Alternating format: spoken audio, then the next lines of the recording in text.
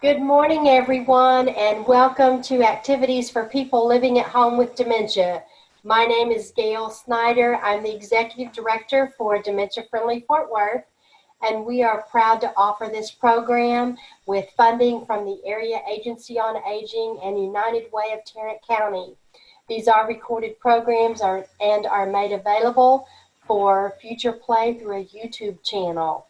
And we are excited today to have Peggy Spear with us from Artful Moments at the Amon Carter Museum of American Art. And she's going to share with us art from recycled materials today. Peggy? Hi, Gail. Thank you so much. Hi, everyone. All yours. I'm a new face. I joined one a couple weeks ago, but I'm a new face probably to most. So I was on maternity leave, but now I'm back, and this is Nancy and Aaron were helping fill in for me while I was gone. So it sounds like y'all had some good conversations and fun viewing of different artworks in our collection. Some artworks that even if you came here wouldn't even be on the wall. So I'm glad you guys got to see different parts of our collection that way. So I'm going to jump in. Nancy and I will kind of be finishing out. We'll be going alternating back and forth. So you won't see me next week, but you'll see me the following. But yeah, let's get to it. So this week, I thought we could focus on some artwork that is in our collection that's made of recycled materials. And so I don't know about you guys, but this quarantine business has me drumming up projects around the house using some things that, new ways. So I thought maybe some of you might be doing that type of thing too, repurposing things in your house or giving new life to things you once kind of thought you might not be using anymore. So we're going to be looking at artwork in that same vein. So let me jump on over, and there we go. Can everyone see the screen? Yeah. Yes. Cool. Okay, so the first artwork we're going to view is called Lunar Landscape, and it's by an artist, Louise Nevelson. Has anyone heard of this artist before? Okay, so she is from Ukraine. Here, first, so this is her artwork, but I'm giving you some perspective of how large it is in the gallery. Oh. So here's, I look sad, but I'm actually smiling under that mask. But here's how big it is. It's larger than life. She calls these artworks monumental arrangements, this style of artwork. So Louise Nevelson was originally from Ukraine and migrated over to the United States with her family in the early or mid 1900s. And so she's very interested in art and moved to New York when I think they moved into Maine, and then when she was able to, she moved down to New York to pursue her art career. So right out of the gate, she did sculptures and eventually worked her way up to this style of sculpture. So looking closely at it, what are some things that you see in this structure? Smaller pieces. Say that again, Nancy? Smaller pieces. So yeah, it's a lot of different pieces. You're right. Do you see anything in particular that looks familiar to you or not familiar to you? Is that a bench? Is that a small bench sitting in the middle at the bottom? Right here? Yeah. It's a part of a crate, but it looks like it could be part of a bench. But I like where you're heading. Are you Joe or Patsy? Joe. Hi, Joe. Joe, I love the direction you're heading. So you see a bench, but do you see something else that you'd sit on?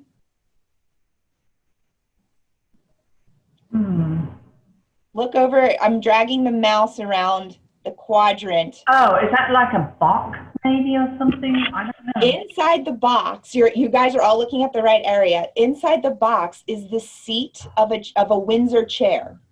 So do you see? Oh, wow. Okay. Do you see that seat now? Yeah. And you can see the missing holes where the spindles on the back might have been. How interesting, yeah. Another thing you might recognize right here, this is part of a stool. Another thing you might sit on. And then up here, this is one of my favorite pieces. Do you see this tall pin, slender pin? It's a juggling pin. It's a what, I'm sorry? Wine bottle. It looks like a wine bottle, but it's actually, it's wood. It's a juggling pin. Juggling pin. Okay. And then You got to juggle those glasses of wine. Come on. I know. It would be nice if it were a big old bottle of wine. And then if you look over here, I'm dragging the mouse around one other thing you might recognize. Can you see? You might have to. There's a butter zoom churn. in. It's a Say it butter again. churn. Oh, What did you say, Steve? I'm sorry. A butter churn. A butter churn. Oh, you know what? I can see what you're saying. It's actually a bedpost, but it does look like a lot like the handle of a butter churn. Well, because if you look at the bottom, it's Yeah. like a cutout of the butter. Oh, right here. Yeah. Hey, yeah. Yeah, no, you're exactly right. But if you look, sorry, gang. If you look closely, you can see I'm dragging the mouse over the length of the bed frame. So you can see some of that wood detailing down at the bottom where the mattress, the slats would go, and then that pine cone at the top. So we pointed out there was a crate. We've got some random pieces of wood. What Louise Nevelson would do is she would walk around Manhattan and collect pieces of recycled, just scavenged junk trash from the side of the road. So she made a living. So you can see, in real gallery space what that looks like and how big it is. But then you can see it behind her. This is what Louise looked like. She was a very, kind of bohemian, eccentric type of personality. And she would just walk around New York and collecting all sorts of trash. So what she would do is she made a name for herself, creating these, she called them assemblages, and these are the one here is a monumental assemblage.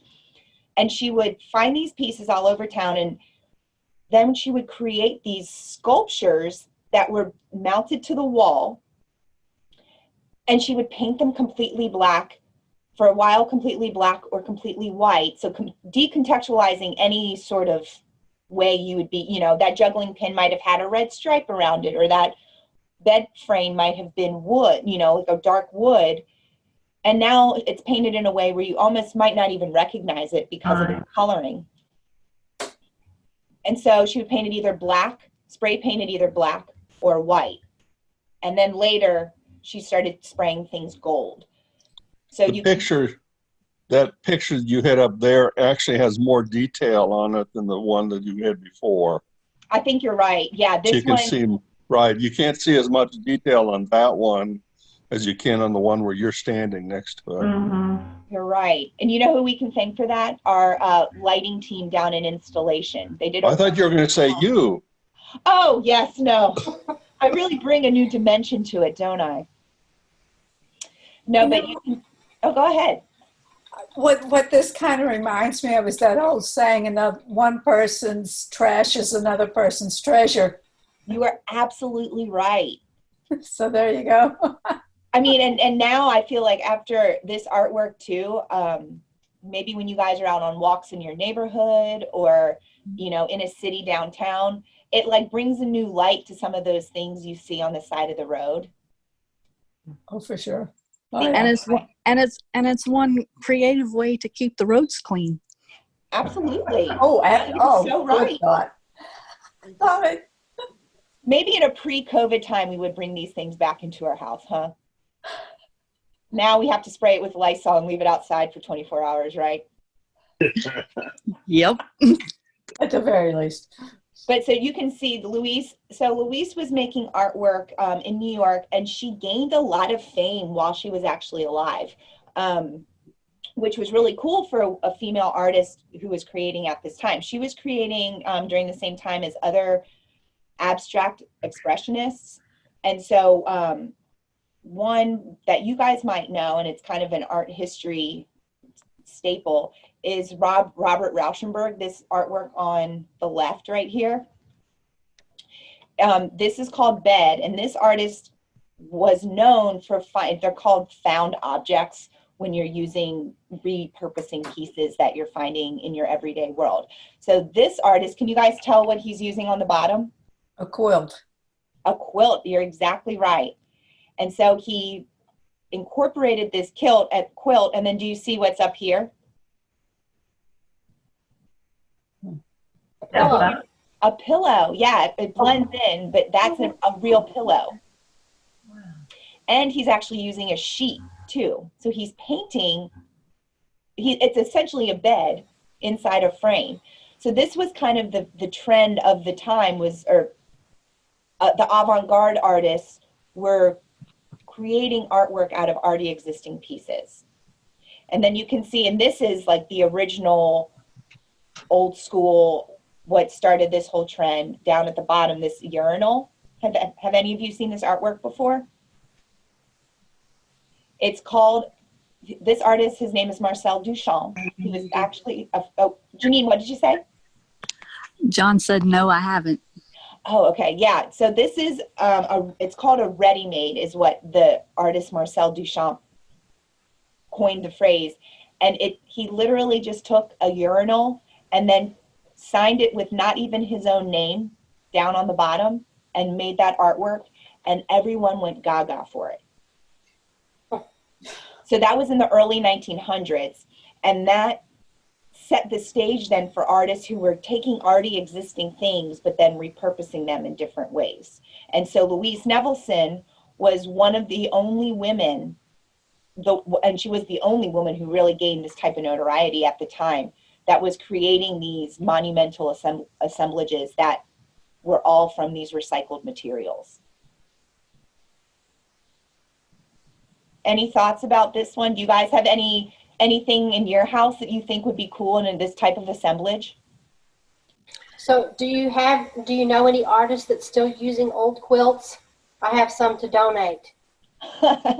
No, there's funny you say that. There was an American Indian artist up in Denver for a while who was collecting people's old quilts, and you had to write on the sides of a luggage tag your story tied what that quilt meant to you. And so the Denver Art Museum collected, I think it was something like 800 different quilts for this artist, and he made a totem pole out of them. So somewhere someone is using quilts, just not that I know of right now. My aunt was a quilter, and she taught me about how you quilted. And the smaller the stitches, the better the quilt. Really? Yeah. Yes, because and you couldn't just take the needle and run it lengthwise. You had to do it up and then down and up and down and up, because that way you got smaller stitches. Okay. Man, I bet that was time consuming. Oh, I still have her quilts. They're so beautiful. Oh, I can't part with them. they're part of my family. They're part of me. Oh, I bet. How wonderful. What a sweet tradition. She was good. She was good. I started quilting a number of years ago, but I quit because I can't stand the sound of the sewing machine. Oh. So I said, when I retire, I'm going to learn to hand quilt. And I was thinking about it yesterday. I'm not really retired, but I'm not working. So I think I'm going to start seeing if I can learn to hand quilt. Oh, you can do it. If I can do it, you can do it. Come on. Oh, there we go. I like that encouragement. And what better time than now, you know? Right. Maybe you guys have some scrap fabric or old clothing that means something to you. That would be a way to recycle materials. Another thing. My sister-in-law is a master quilter, and she basically just uses the sewing machine to put on the backing. Mm-hmm. She does everything else by hand. Oh. Okay, and she's she's done wall hangings and quilts for us, you know, different things, biblical stories and family stories and things like that. But very, very elaborate. Her granddaughter actually won a blue ribbon at the 4-H last year because of her quilting. Oh, how wonderful that she's passing that on. Yeah. My aunt always thought that if you quilted with a machine, it didn't count. You could only quilt by hand. Yeah. I knew some people who still believe that when I was in the Quilters Guild. Oh, yeah. I'm sure there are. Yeah. So,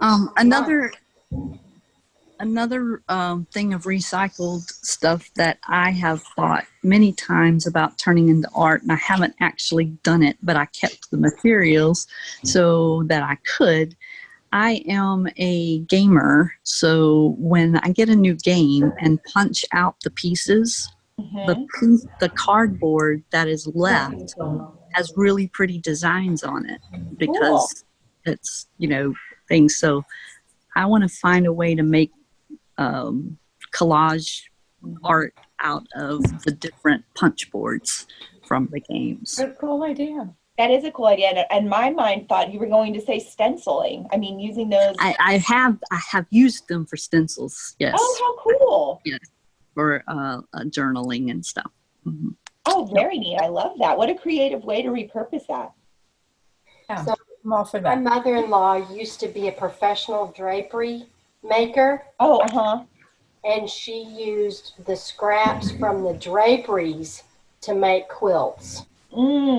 And so Cool. upholstery and drapery fabric is a lot thicker than other fabrics. And these quilts are so heavy because of the fabrics that were used that you really have to use them when it's cold because they're so thick and heavy. They're too hot for summertime. Oh, how neat. Well, it sounds like all of these beautiful quilts. I'm not sure you'd want to lend them to old Robert Rauschenberg because then he would destroy it with all his paint. And all of these quilts seem to have such beautiful meanings to all of you. Well, I have some that are worn out, and I'm trying to figure out what to do with them. You know what, though, actually, Gail, a woman I work with brought her quilts to the SPCA. Yeah. So I think that might be something. I don't know. Yeah, that's what I was going to say. You can donate them to kennels or rescue centers for the dogs and stuff. They're always looking for old quilts and old blankets and old sheets and stuff and towels. All right. And I think there are some quilters groups that actually will do restorations. I think some of these are past that. The point of no return. Yeah. All right, we're going to go to one more artwork in the same vein. So this one is called the New England Landscape 2. New England Landscape 1 is actually in the Detroit Institute of Art, and it's about the same size. So again, you're seeing the numbers of it's 48 inches by 119, which means nothing when you're just seeing it on a screen. So here, for context, here I am in front of it. It's giant. But do you guys have any guesses? This is a better view. Do you guys have any guesses what this is made out of? It says wood, so what does that mean? Pallets. Pallets. Okay, that's a guess. Wood, yeah, wood is pretty generic. So do any guesses on where this wood is coming from? So we heard pallets. Any other guesses? Old barn. Scraps from some kind of furniture factory, maybe. Okay, scraps from furniture factory. I heard someone say barn. Well, they're all found from the ocean. He was a driftwood collector. Wow. Oh, I almost said driftwood, but it doesn't look like driftwood. well, Janine, your gut was right. It is driftwood, and he has just positioned them in a way where it doesn't look like driftwood. You're right. And it's one of those things that if you were to get up very close to it, you would see some of the rounded edges and things like that more noticeably. But yeah, just it's reading kind of flat right now. But this is, wrong direction. This is hundreds of different pieces of driftwood. So I'm going to click this link and we're going to hear one of our registrars. A registrar is someone who does condition reports of the artwork. So he makes sure how it's packaged when it travels, that everything is still kept in good condition. If something, an artwork gets a scratch on it, that person records it so we know that it's there. So we're going to hear her talk for just a quick minute about this artwork. All right.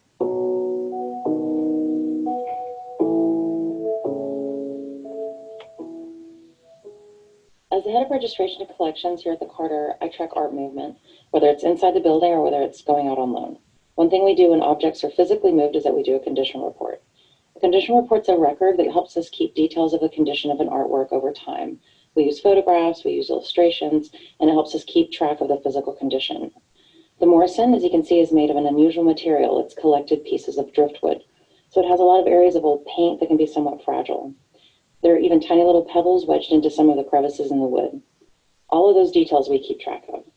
Due to the size and nature of the piece, we have taken a lot of photos of each section so that we can track these changes. Most of the time, a condition report is a one-page document. This work has an entire binder. I also act as a courier, so when this went out on loan a few years ago, I traveled with it and examined when it was taken out of its crate and installed at a museum in New York. Being up close and personal with each object in our collection is one of my favorite parts of this job.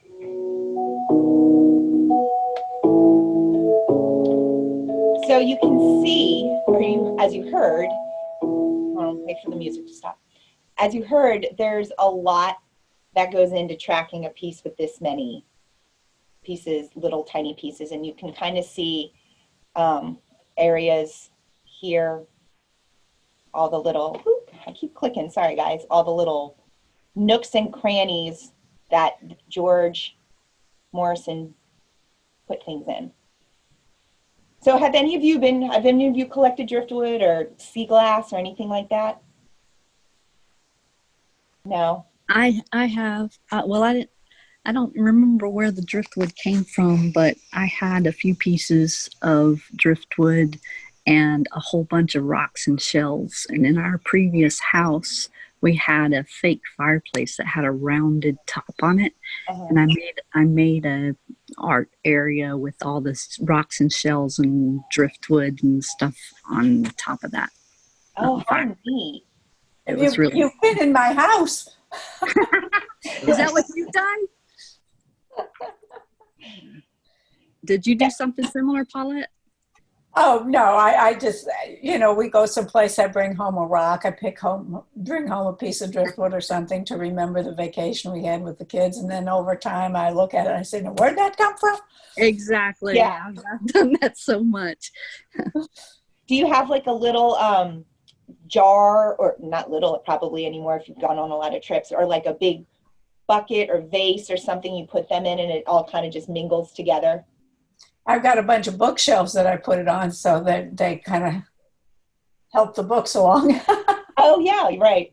Yeah, and have a little display space for all of your findings. Yeah, and people come in and say, "Oh, what's that?" And most of the time I can remember, but I'm getting to the age now where I'm remembering less and less. But we won't go there. Oh, what a nice little reminder! Even when you're just walking by in the morning, you're like, "Oh, I remember." Oh yeah, especially the stuff that you found when you were on vacation with your kids and all that. Oh yeah, and the grandkids and how special. A lot of good memories with those things.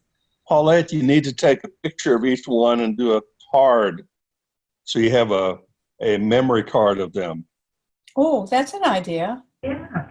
Or write on the back of it. Do an actual printout if you want to, and then write on the back of it. You have a kind of a folder of what each one, the memory of each one. Oh, I'm sure grandkids would like to look at that. Oh, yeah. Cool. Yeah. That's a good idea. I'll see what I can do about that.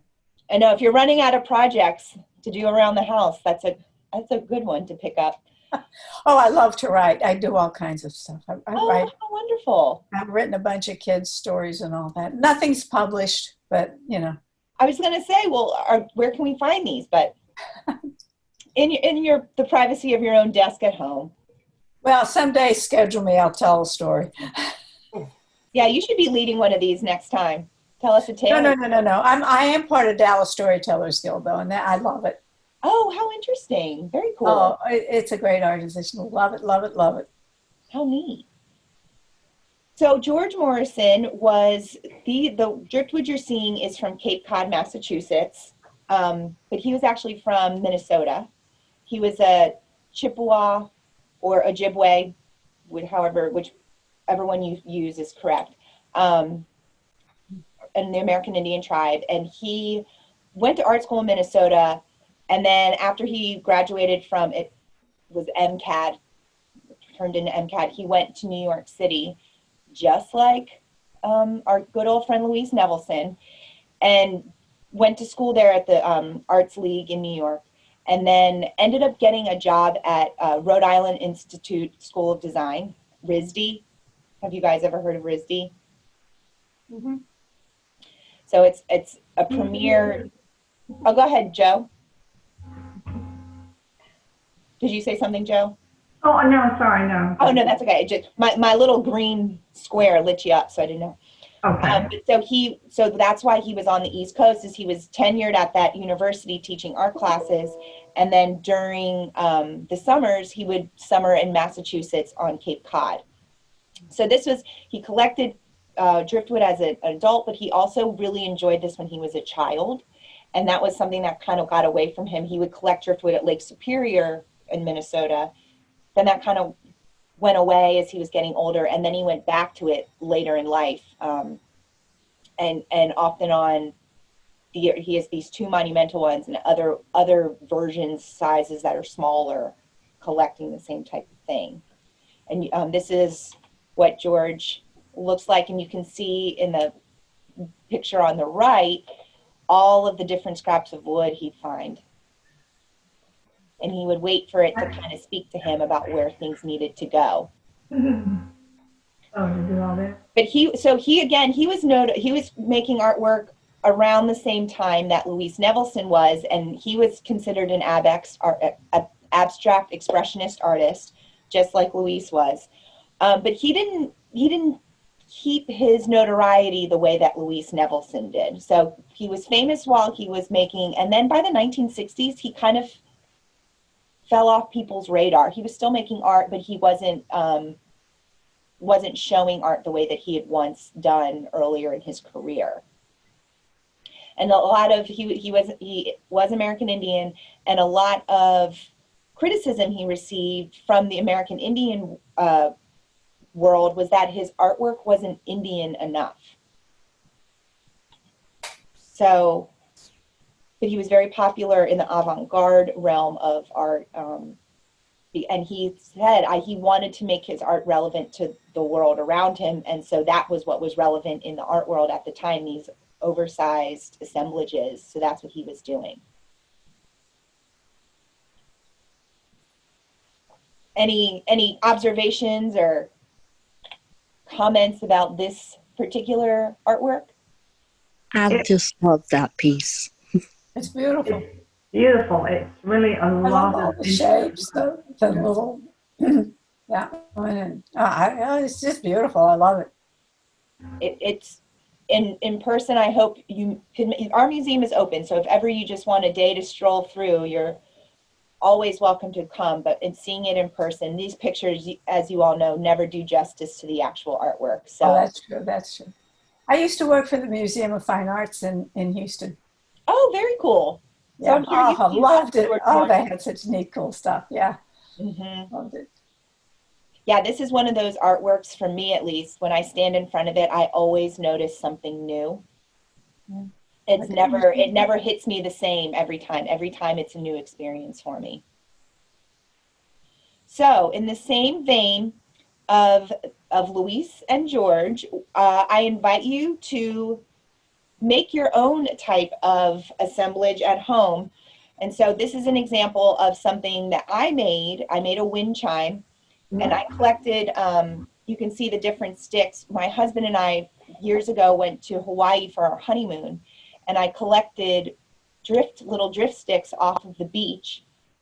And when I got home, I drilled a hole down the center of them, and then we had some extra rope at home, and I had this cowbell that I had gotten at an estate sale, and I just made my own little thing. So I'm if you guys are interested in a new project to beautify your backyard, which I'm sure a lot of you are spending time outside as well, I invite you to collect maybe some sticks or different interesting pieces from your backyard. And this is a partner thing. Someone can help you drill, or if it already has holes, you can just run your rope or twine or whatever you have, fishing line at home. And then maybe you have a bell from an old pet or an old Christmas bell that you're looking what to do with. I don't know, but you can create your own little wind chime for your backyard. Oh, what a cool idea. That's very cool. It's kind of relaxing too when you're doing it. Sort of like the threading you guys were talking about, sewing and things like that. It's one of those you get into a groove. So Has anyone else created any sort of projects this quarantine from things at home or things they had in the house? And we had talked about scraps of material or gaming pieces or anything else you guys are repurposing? I don't do art. I'm a tinkerer. I'm always fixing things. Hey, that's a good person to have around. What have you been fixing? Well, I tried to do a pressure washer. I just after about 4 different things, I just gave up. So I just, stopped it. But I do a lot of mechanical items, electrical, just things like that. I just pick up and work on. Not as much anymore as I used to.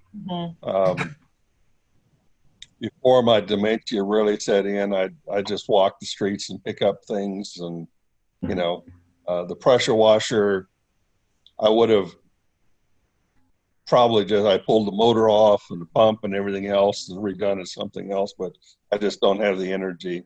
Yeah. These days. That is an undertaking. Yeah. But a good talent to have nonetheless. Yeah. I have something much. Something again. I haven't painted a painting in a long time. I need to do a new painting. Are you feeling inspired? Is there something on your mind that you've been wanting to paint, just haven't sat down to do it? Well, not so much something in mind, but just the fact that I'm getting to the age and stage in my life where I better do it while I still can.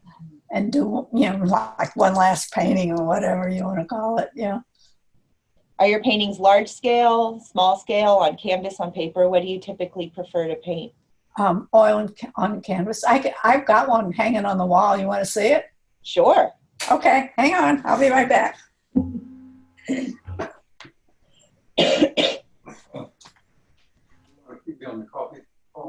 I've been missing, I don't know about you guys, but I've been missing going to estate sales since all of this has been going on. I love going to estate sales and finding things for the house, breathing new life into old furniture or lamps or a lot of different like table serviceware, things like that. Do any of you guys go to estate sales or garage sales? Joe, do you have any cool finds? Yeah, I have maybe I can turn my computer around. Hold on a minute. I have what they call a pie chest, a pie safe. Oh yeah, pie safe, cool. I got a really good deal on that. No, hold on just a minute. Let me see if I can get it to show up here.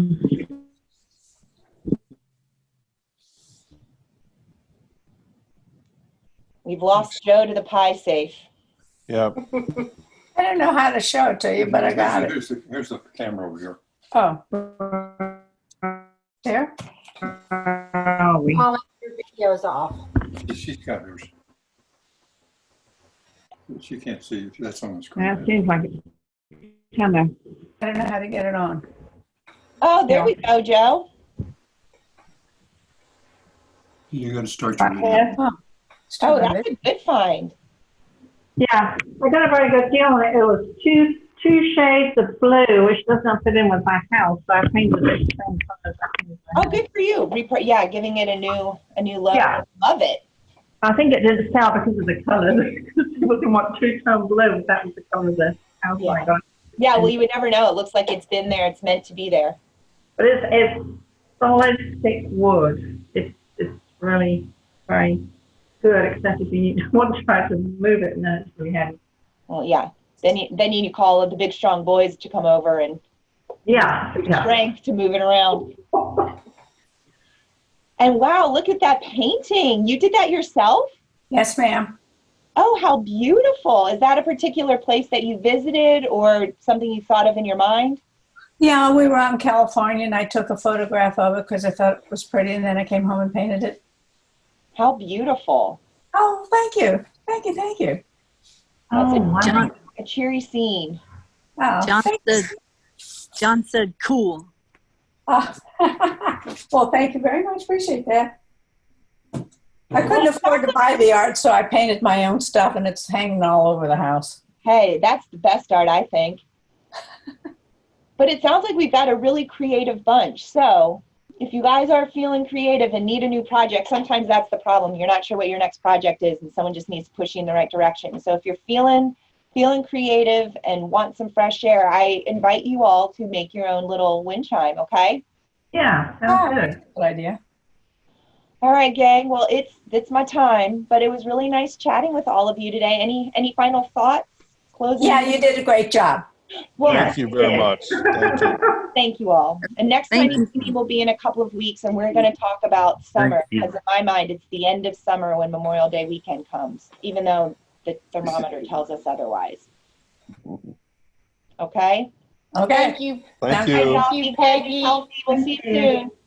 It's great to have you with us. Oh, thanks, Gail. I'll talk to you soon. Okay, bye-bye. Bye, gang. Bye. Are you gathering for coffee today? For the Fifth Street, yes. All right, so first off, tomorrow is Cookie Conversations. And yesterday we discussed it and came up with, we will be making peanut butter cookies tomorrow. Oh, man. Good. Everybody like peanut butter cookies? Oh, my Yes, husband. I do. All right. Well, sounds like a good choice then. So I hope all of you will be able to join us tomorrow at 10:30. And right now I'm going to put in the chat box the link if you want to join us over at the Fifth Street Cafe. It's a different link than this one. And if I'm not mistaken, Paulette is going to be showing us some of her photography today. I am? Yes. We can go get it. I have no idea how to do this. Is a big surprise. Okay. How do I do this? All you have to do is bring it and hold it up like you did with your painting. Yeah, but where? I mean, what do I The log screen, on? go to the left. I just shared the link in the chat box. Okay, Okay. I'll help you with it, honey. Okay. Okay? What So time? just, as soon as you get off here, jump on over there. And Okay. I'll see you all over there. Oh, okay. Okay? So glad you told me. Honey, All you go right. get your photography and I'll Y'all have a great rest of the day. And All right, I hope thank to see you. some of you Bye. over in the other room. chat line's closed. Patrick, we're glad you were here That's today, what even though we we're couldn't doing. see you. I'm here. All right. Well, feel free to join us over in the other room. Let me Okay. get on the chat line. All right.